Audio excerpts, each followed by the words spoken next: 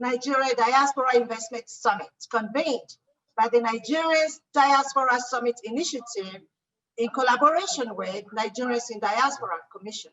It's actually convened by Nigerians in Diaspora Commission in collaboration with the Nigerians Diaspora Summit Initiative, with the theme Post-COVID Economy Resurgence, targeting diaspora investment.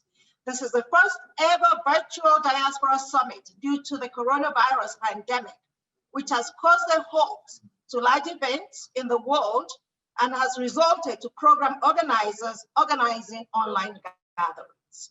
I am most impressed that you all took time out of your busy schedules to participate in the summit, regardless of the differences in time zone. This simply shows the resilience of Nigerians in diaspora and at home. We have good news. Just this week alone, 8 Nigerians, in fact, just yesterday, 8 Nigerians at the same time got drafted into the NBA in America. 8 of them from Naji, Okoro, Oturu, at the same time. And just also, very recently, just two days ago, Tinuke Oyediro in the UK, at the same time, won 2 Guinness World Records in sports on the same day, at the same time.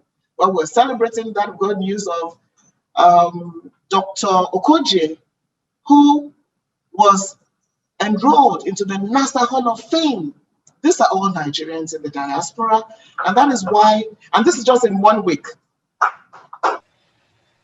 This year's theme for the summit, which is Post-COVID-19 Economic Resurgence, Targeting Diaspora Investment, is apt as the focus needs to change towards encouraging youths in participating in small and medium businesses, as with the entrepreneurship training acquired, as well as expanding already existing businesses in Nigeria.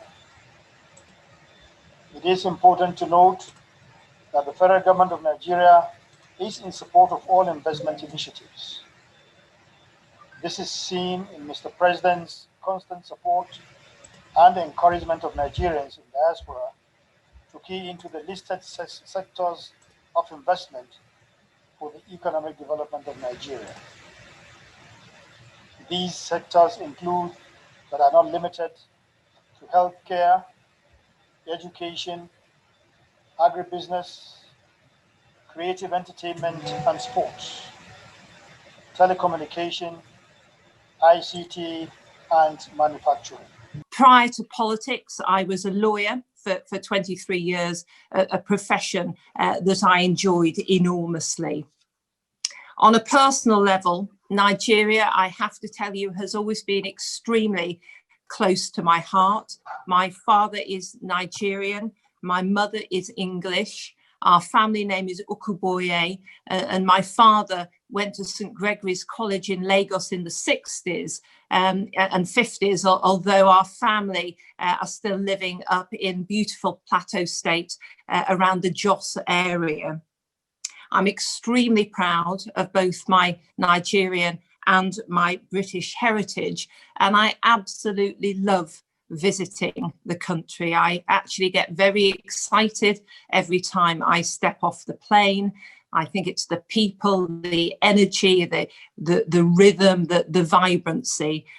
So this really is a dream position, a dream job for me. The trade envoy role is very much about taking global Britain's message out internationally. It's about increasing bilateral trade and investment between UK and Nigeria. And it's also about building on that strong UK-Nigerian relationship that I know already exists, but I know that we can develop even further that will lead to prosperity for all. Putting this on, it's been very, very informative. I'll say that. You know, all the speakers were great. All the presentation material was really excellent. I look forward to getting that so I can use it to help, you know, pursue the things that I will be doing to aid in bringing investments to Nigeria and making the United States and the Nigerian connection a lot more solid. that has been an interest of mine for several years, going back to trying to do some theme parks and different things as far as like 10 years ago. So now with the sports being a new high priority item, I think that's excellent, because I didn't know about 9 Nigerians in the NBA. That's oh boy, that's major. So hopefully with your assistance from your side and education to all the NBA players, really, you know, not just the Nigerian ones, but from LeBron all the way down to how now with the political statements and the political mindsets in the United States that's spreading around the world, I think that looking to how African Americans all can help support each other and help take care of each other and build businesses and infrastructure within. I think everyone has a different mindset now. Personally, myself, I've been involved in sports management for many, many years, from as far back as Wilt Chamberlain and different entertainment clients over the years. I myself have been a producer for over 25 years in Los Angeles and director. And so I know a lot of people, I have a lot of resources. So attending this event for me was more educational, so I can speak with the people who I know in Nigeria about how we can bring more investments into the country. But it's been very helpful for me. Diaspora is one of the most vital resources that we have, a literally endless reservoir of talent, of trade, of investment opportunities, of tourism, education, culture, and sports opportunities. But perhaps more important is the sheer range of well-trained, honed, and experienced talents that our diaspora represent. It is that potential, not necessarily just remittances, that make our diaspora network an endless source of economic hope and social aspiration. When we met last year, little did we know that the world would be afflicted by possibly the worst health crisis and the most devastating economic downturn in a generation. For us in Nigeria, as with many developing countries, it meant, you know, as of this quarter, as of last quarter, a -6% slowdown in GDP. A sad development, especially after 12 consecutive quarters of growth. And so in response, we designed an ambitious 2.3 trillion naira economic sustainability plan. And the focus of that plan is on creating jobs. First, by mass agriculture program. Already we've enumerated 5 million farmers and geotagged them to their farmlands. Also a mass housing program where we're building 300,000 homes in all states of the Federation, using local materials and using small to medium-sized construction companies and using direct labor. What we plan to do is that in every one of the sites, already we're active in about 11 states. And what we're doing is that we're engaging very small contractors, small construction companies, not any of the big ones, although we're using some of the big ones as coordinators. And so we also on the sites ensure that we have facilities for block making, for making of panels, windows, doors, etc. All of this locally produced. The whole idea is to generate jobs, generate opportunities and income in every locality that we're functioning in. We also have a solar program to make 5 million connections across the country. In other words, we're going to be putting 5 million solar home systems across Nigeria. That will service in all about 25 million individuals. So this particular project, the Solar Homes Project, involves a credit extended to solar home systems, assemblers, and retailers by the CBN. In fact, all of our programs are actually supported by credit facilities, which the CBN is offering. That credit facility is about 1.3 trillion naira in all. And it is of course, as you can imagine, a substantial part, more than half of the 2.3 trillion. So the whole idea is that the CBN is offering these credit facilities through the commercial banks. Nigeria, by its strategic position, geographical position, and combination of warm tropical climate, abundant fertile land, adequate rainfall, and ample water resources, both ground and surface water, as traversed by two major rivers, Niger and Benue, makes it an ideal location for commercial agriculture. Currently, agriculture accounts for 25% of the GDP, employing over 50% of the population. In its renewed drive, the federal government is currently focusing on various value chains, as mentioned by the Vice President, including rice, wheat, cassava, vegetables, oil, seeds, but to mention a few. The strong emphasis on support to this value chain came through various programs like the CBN Anchor Borrowers Program, Universal Guarantee Schemes, NALDA, the BOA, BOI, and several other initiatives from the federal government. Next slide, please. Now, just to look at a brief SWOT analysis of the Nigerian agricultural investment sector. Now, on the strength, this has already been mentioned by several speakers, the readily available and competitive labor, abundant and fertile lands all over the country, ready to be exploited, ample water resources, strong government support with emphasis on agriculture. Now, on the weaknesses, high cost of capital still remains a very big challenge, looking at the fact that most of the commercial banks either invest very little in agriculture or the cost of interest is significantly high. Then we have the security challenges, especially in the northern part of the country. Then the weak infrastructure, more especially the road infrastructure, lack of railway infrastructure, which could have provided very cheap transportation for agricultural goods. Opportunities include import substitution. As just mentioned by Rufus, we still import significant amount of food, even though this food import bill has decreased over the last 3 to 5 years. Export potential, we still have a lot of potential to export and earn foreign revenue from the production, processing, and export of both food crop and cash crops. Threats, still threats, we have cheap imports from other countries, notably Brazil, India, New Zealand, and other countries. We also have trade barriers which prevent us from accessing foreign markets. Next slide.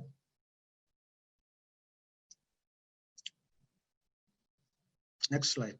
Okay, now, last slide, please. Go back. Okay. Now, the biggest question to all of us is, can we produce as globally competitive market if we are talking about export or even talking about what we consume internally? I'm here to sell Jigawa to the world, but especially to Nigerians in diaspora. When you hear Jigawa State, I'm sure many would sigh that in the Northwest, security and things like that. But actually, Jigawa State is one of the safest states in Nigeria, which you can check out. We don't have community clashes. There's a low crime rate. Generally, we don't have major issues. We don't have the Boko Haram issue, insurgency, and all that, even though I know across Nigeria there are challenges with security. Now, can I have the next slide? This is some of the characteristics of the state. But there are two things I want to mention again, even which are not physical characteristics. That's the security part, and especially the ease of doing business report. At one time, we were actually first, but with the 2018 Ease of Doing Business report, we were second, next to after Kaduna. Thank you. Can I have the next slide? Now, the next slide shows you investment, our investment pipeline. We have 30 greenfield projects and 64 other investments in the pipeline. About 20% are active, 20 are ongoing projects at various implementation stages, and 60% are new investments that are going through processes, both at the state and even federal government level. My name is Tokuni Boze, founder of Right House Consults, an agricultural company with a vision to impact the food demand and supply in Nigeria. Our current target sector is the fish market, catfish market, and we have a dedicated team of people who are ready to drive this vision. The demand for food, especially animal protein in Nigeria, cannot be ignored as the supply is consistently affected by a steady increase in population. Fish constitutes 41% of the animal protein intake in Nigeria, and catfish happens to be one major demand. The major challenges that catfish producers face are they either are unable to produce enough fish, or the fish is not healthy enough for purchase, hence reducing its market value. With the constant uprise of the demand, our plan is to employ a system whereby we produce and sell healthy catfish in tons on a monthly basis. We'll dedicate a period of 6 months to segmenting and feeding our fish so that they have enough time to grow, making production and sales happen concurrently. This system has allowed us to, within 3 years, expand from a 5-ton annual capacity to a 15-ton annual capacity, and also experience a profit increase from 950,000 naira to 3 million naira. Now, the national policy shift from oil to agriculture helps any potential investor in this sector to enjoy exclusive government support and backing. For example, the federal government has just contributed a gigantic warehouse for a storage facility in Zakibia for storage of yams. Now, this facility is made available for farmers and business people who buy yams and cannot take them immediately. The federal government is concerned with what is happening in agriculture here and is giving all the support and will support any investor that will participate in yam production in Benue State. Next slide.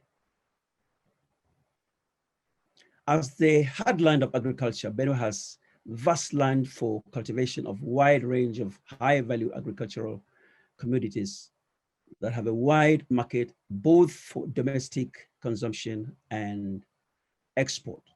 For example, we have, Benue is a virtual citrus paradise, and investors in the fruit extraction industry will just have the best place here to invest because Benue is a citrus paradise. Next slide. Food security is very important value chain business that starts from the farm to the fork. And anyone involved in the value chain is already in big business because of the large market we have for finished products in agriculture. Next slide. Now, this offers a vast opportunity for foreign direct investment in agriculture in the sense that both farmers and agro-business factories need raw materials and post-harvest facilities for their production. Farmers also need fertilizers, tractors, herbicides, and crop protection chemicals and storage facilities for seedlings and post-harvest produce. And agriculture is actually so important that we know we cannot do without it. So here we are proposing our agribusiness service centers. And in the centers, we have 4 components. Please, can I have the slide on? 4 components, and it's agents bank, agric supermarkets, training hall, and agro commodity warehouse. Those are the 4 departments we'll have in the centers. We plan to establish the centers across the nation, if possible. But so far, we're starting with Abuja. We're going to have it in Abuja's in Karishi. So in the offerings, the services we're offering in agribusiness service centers are financial services, extension services, rural infrastructure, and market linkages. Financial services, under it, we have agent banking. We intend to actually bring the banking system, the agent banking, to the rural areas, and then have the farmers come in instead of taking all the stress to go to the city to have to bank or pay, withdraw money and all of that. We will have it there in the center at wherever community we are structuring our business, the center, sorry. And then we have fintech services too. Then rural infrastructure, government, we will partner with government. And then we have the social amenities under the rural infrastructures. Then we have extension services, farm mapping and delineation, and training and capacity building. We'll intend to train these farmers on a fee, yeah? We'll train them and not only, we're not going to just have them build the center and have them invest. No, we are going to train them for those, and we're going to partner with experts to train them on better farming systems. And so we have market linkages. We intend to link these farmers up with the big markets, so that if they were actually producing a quantity and they were having less markets, we will show them the way to a larger market. For instance, raw cashew nut, the return on investment for raw cashew nut is between 30 to 70%. The return on investment for hibiscus flower is between 30 to 70% too, per 40-feet container. And then for sesame seed too, is between 15 to 50% per 40-feet container. And then for hardwood charcoal is between 40% to 80% per 40-feet container. So what we do as a company in terms of sharing profit with the investors is on each 40-feet container, which an investor is able to fund or finance for any of our product, the financier takes 40%, while our company takes 60%. Or if the investor or the financier is unable to raise finance to sponsor a complete 40-feet container, what the amount the financier brings is able to bring, we'll calculate that amount, and then we negotiate the interest. So you, as a company, we are quite a young company, but we have 2 plots of lands with a warehouse in Iwajua local government of Oyo State for sorting and packaging of hardwood charcoal. And we also use it to store our other products for export. We have done export. We've exported, even in June, we exported a 40-feet container of charcoal to Lebanon. We have working instruments, we have generators, we have electric scale, we have sealing machines. As a company, that's how much we've been able to achieve as a young company too. So we have this basic structure in place for us to run as a company. And then as a company too, we are made up of a team of young Nigerians who are ready to take the export business to the next level. And to say that one of the greatest things that the individuals on here that are doing as far as creating these companies and these businesses, they're doing a phenomenal job. And from America, it's very much appreciated. So in this educational highway and the learning devices that are needed along the way, are the iPads and the tablets and so forth, and all this massive data and the catalogs of content, here's the problem with all that. We have to eliminate digital poverty and the attention to low income and marginalized students. And I'm seeing that actually is being addressed in some of the presentations, which is a beautiful thing.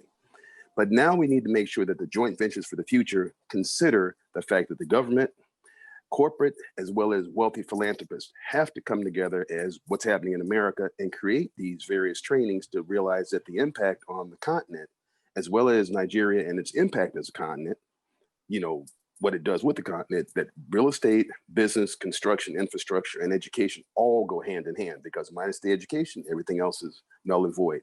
So from the vocational training standpoint, there are programs that were created in America, like the CETA, which is the Job Training Partnership Act, Jobs for Youth, Youth Build, Job Corps, work training programs that Roosevelt all the way down to Nixon created. These programs created the building of infrastructure, which is basically the backbone of what this continent needs as well as the country needs. So just being able to utilize equipments, tools, the maintenance, the demolition work, the welding, the general laborers, the masonry, the contracting, even heavy construction and the drones, the AI, all of it focuses on education. So that's a must. Now, the other part of this is women and young ladies. There has to be a focus there, because as an investor, the first thing I'm looking at is where the ladies and the women at, because we have to make sure they're part of this backbone of this ingredient, because we saw what happened with the elections here in this country. Women were the key ingredient for this election to tip and change. So we have to make sure they're trained as well. So one of the key things of it is training and building a local labor force and building projects that can turn around and turn the entire continent around. And Nigeria is the key ingredient to that because it has the largest population. You have a potential of 100 million potential customers, as well as employees and clients, that if they're trained appropriately with the right amount of skills, you have it. So this educational backbone is a must. So the other part about that is the focus needs to be on the no brain drain. You can't have them leaving the continent with these skills and then coming to America and saying, well, okay, well, now it's time for me to have this space of opportunity. There are opportunities on the continent. So we have to make sure that the students / the adults are not fleeing the continent and staying here for better opportunities.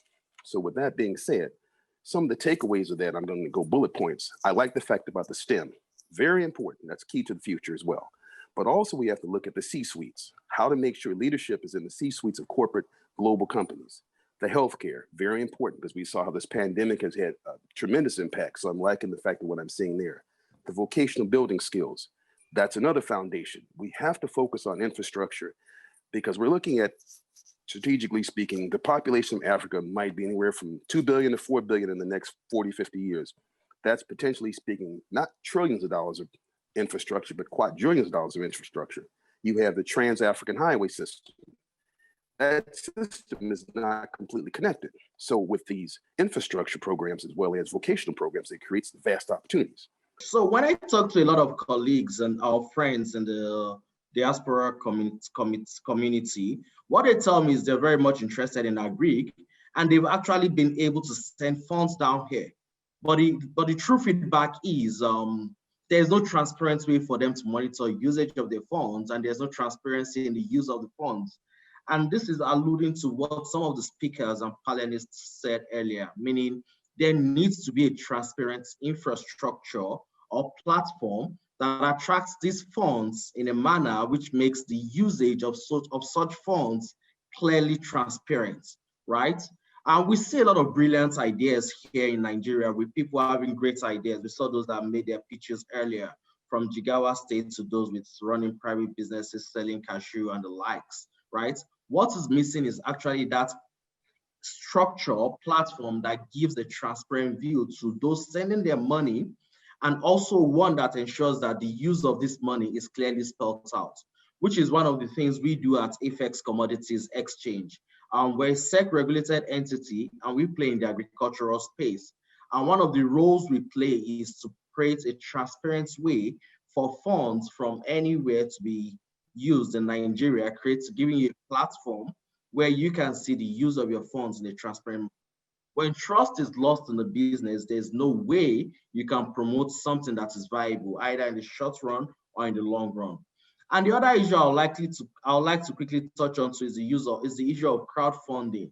Over the last couple of years, we've seen a lot of crowdfunding entities come into the agricultural space, with some of them not having a viable business model and not able to appropriately utilize the funds or transparently and in reality utilize the funds that comes to them, which is what a SEC-regulated entity will put more structure around. Because when you have a Securities and Exchange Commission regulating an entity that pulls from either from the local community or from the diaspora community, then it imbibes some level of trust in the system, which gives you confidence in the way your funds is being utilized wherever you are.